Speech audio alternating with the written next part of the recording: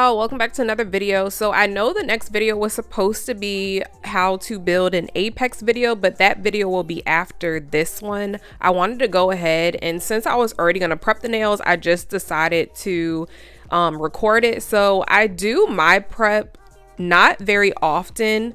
So that is why I am going to do the prep how I'm showing you guys today, very intense and getting a lot of the dead skin off of my nail plate. So the first thing that I do in my nail prep is I take a cuticle pusher and I just push all my cuticles back on all 10 fingers. On this today is clearly going to be 5 fingers, but on all 5 fingers, I push it back. I make sure that I kind of scrape it, not too hard, but just enough pressure to kind of lift up the dead skin. The second thing that I'm going to do is I'm going to take out these 3 different cuticle bits that I use. You can call them cuticle bits or cleanup bits. Everything is linked in my Amazon storefront. This one is a cuticle ball bit, which is kind of like a buffer for the cuticle area. And I'm showing you guys right here how and where you would use it at. It's just supposed to gently buff off the dead skin. However, this one is the one that I like more because you can really get up under your eponychium, and that's what I like. This third one right here is one that I used to use, but I do not use it anymore really because it kind of scuffs up the nails. So you have to be very, very careful with it. This one right here is the one that we're going to be using today. So I am going to place my E-file on 8 RPMs or 8,000 RPMs. And I'm going to put it in reverse right now. So we're going, in forward. It is in forward and it's on 8,000 RPMs, and we're going to do every finger just like that. And as you can see, it lifts up everything. You want to keep the drill bit parallel to your nail. If you do have to tilt it a little bit, just be careful because it can indent your nail and you do not want that. So we still have it in forward and we're going to go underneath the eponychium. And we are going to scratch off all of the dead skin or drill off all of the dead skin off of our nail plate and a little bit under the eponychium, which is the live skin of what you see me going up underneath. I'm going to be showing you all what you can use to distinguish whether or not it is live skin or dead skin. In your state is illegal, probably. I'm pretty sure it's in every state that it's illegal to cut live skin. So a lot of people do not use the cuticle nipper. However, I will be using that in this video. So now we're going ahead and we're putting it on reverse, and we're going to go the opposite way to make sure that everything is taken off. All of the dead skin is taken off, because just going one way is not going to ensure that all of the dead skin is removed. So we are going to place it in reverse. We're going to keep it on 8,000 RPMs, and we are going to drill away the remainder of the dead skin on the nail plate and obviously underneath the eponychium. This entire video is in real time except for the part where I file the tip, but the rest of this video is in real time, and I wanted to keep it in real time just so you guys could see, kind of gauge how much pressure I'm putting on the nail and all that jazz.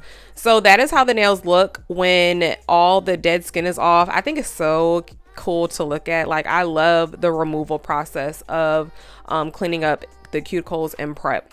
So right here, I'm just showing you all how using that cuticle bit lifts up the dead skin for you to remove. So it's kind of giving you a guide of what to cut if you are going to be using cuticle nippers, or it's kind of giving you a guide of what to buff away if you are using the cuticle ball bit, which is a cuticle buffer.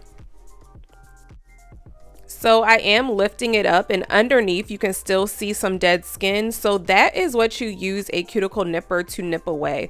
A lot of people think that you are only supposed to be cutting away like on the top of your cuticle area, where a lot of people think that that is dead skin, but a lot of people mistake it for dead skin, but it's actually live skin.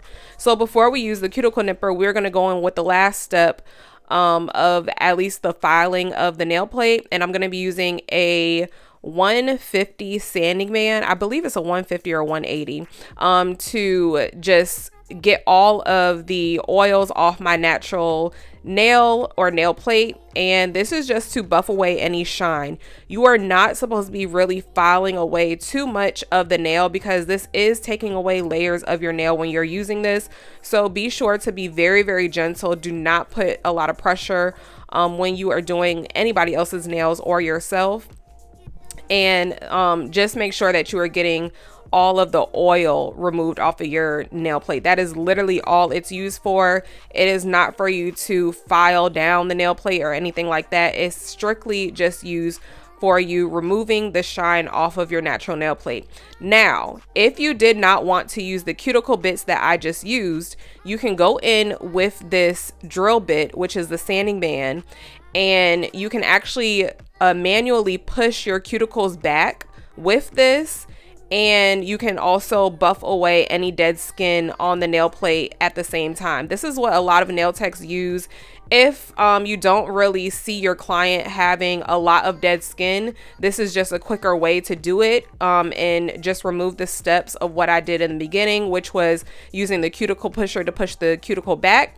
And you will not have to use the bit that I used to get up underneath the epinicium. You could strictly use this right here to do what I'm doing right now, which is pushing the cuticle back while I am removing the dead skin, which is the cuticle, off of the nail plate, and removing the shine at the same time. This again is what a lot of nail techs do to just eliminate a lot of time during the prep process. However, there are some people who need extensive cuticle and nail prep.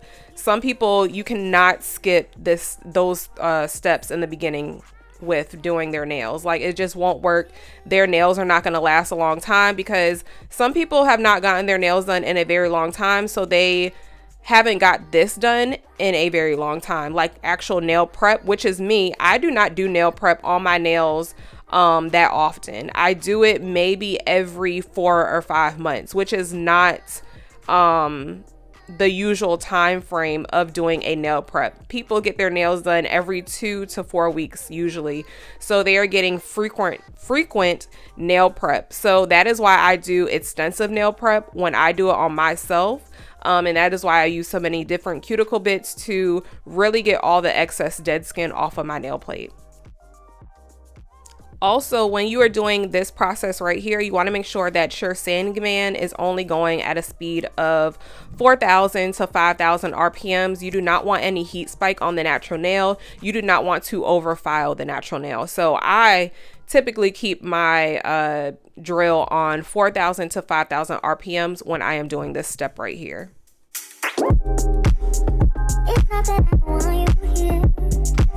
So everything is cleaned up, and we're going to dust away all of the dust as much as you can get dusted away. That is what you're going to do. Just clean the nail plate. I don't know why I was dusting for so long right here, y'all. Again, right here, I am just going to show you guys just how much of the dead skin is revealed. And I want you guys to look at the actual dead skin coming off and what I am actually clipping off. This is all dead. Anything that is white or anything that you see that's kind of like a clearish skin, that is dead skin that you can clip. Anything that still has the natural color of your skin tone or just a darker color, you are not going to want to clip that because that is living skin, and it's actually illegal to clip any living skin on any client. As you can see, I am going up underneath my living skin to get the dead skin. This is going up underneath the epinicium. If you need a reference, just Google it and a picture will pop up. I put the picture in my videos before, just explaining what the epinicium is, because a lot of people think that your cuticle is the living skin, but your cuticle is actually what I'm clipping out right now. It's dead skin on the nail plate. That is what your cuticle is. So a lot of people get it mixed up and do not know the actual terms or phrases for just the nail in general. So those are some things that you do learn in school. And I feel like if you're going to be doing nails for a long time, even if you're just doing nails on yourself, I think it's very beneficial to go to nail school. I used to be so against it until I actually went. and learn so many different things that you can actually use in your day-to-day life and just help people out in general. So highly recommend doing a nail school if you can. Yeah, it's just very beneficial. So right here, you guys, I'm showing y'all again. It's just so satisfying. Do y'all ever watch on Instagram the videos where they're just clipping away the dead skin? Like, oh my God, look how clean that is. You see how clean that is after you clip it away? Now, I know a lot of people are scared of using cuticle nippers, but y'all, it's so satisfying that I finally use them, and I'm so glad that I started using them. You want to make sure that you have a very, very sharp cuticle nipper. Those clip the best and the easiest. It is gonna give you the cleanest cut. So what I just showed you guys before I started talking about that is on this nail from the side view, I was just showing you how much dead skin you could actually see just raised, and that came from, it was raised because we kind of, when you use the cuticle ball bits or the cuticle bits, you kind of raise it to see what you have to clip. So it just makes it easier for this final step to clip it away when you have done those previous steps with just raising the dead skin off of your nail plate. So we're just going to go through and we're going to clip off all of the dead skin, and I will just let you guys watch the remainder of this really quickly.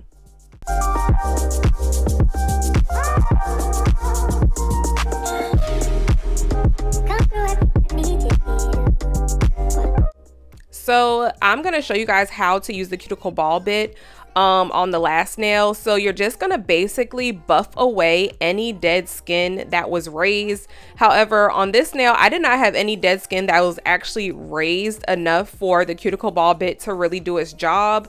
I feel like it works a lot better if you have like super rough dry cuticle dead skin. So I just went ahead and with the nippers and actually clipped away what I could still see after using the cuticle ball bit, and that is why I use cuticle nippers now, because I just feel like it gets what the cuticle ball bit will not get and what you won't get when just using the sanding band method. So I'm gonna go ahead and dust all of that away.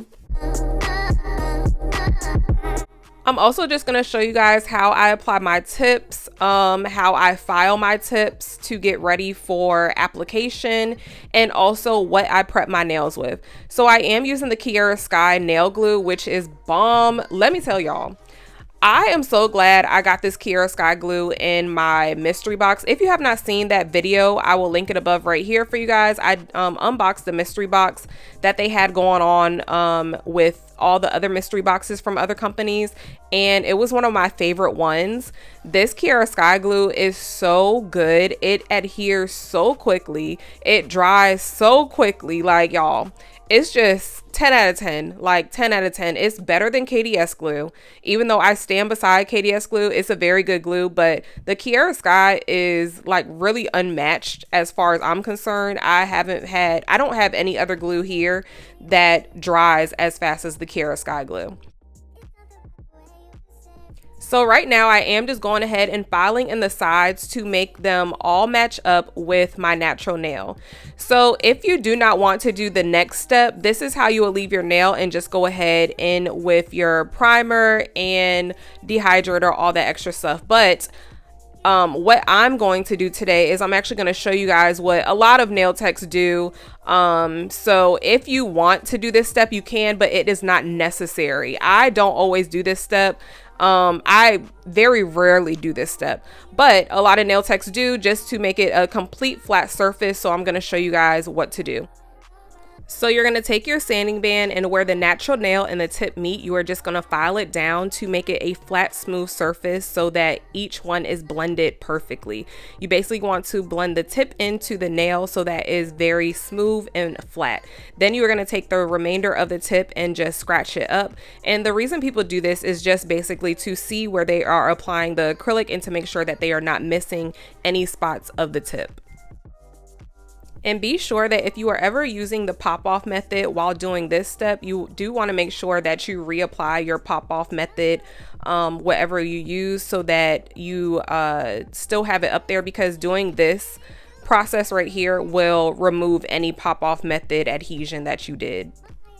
So after dusting everything away, I'm just going to file the tip of the tip. And now I'm going to go in with my dehydrator, primer, and all of that extra. So this is the first step in my nail prep as far as liquids are concerned, and we're going to be using the Mia Secret dehydrator.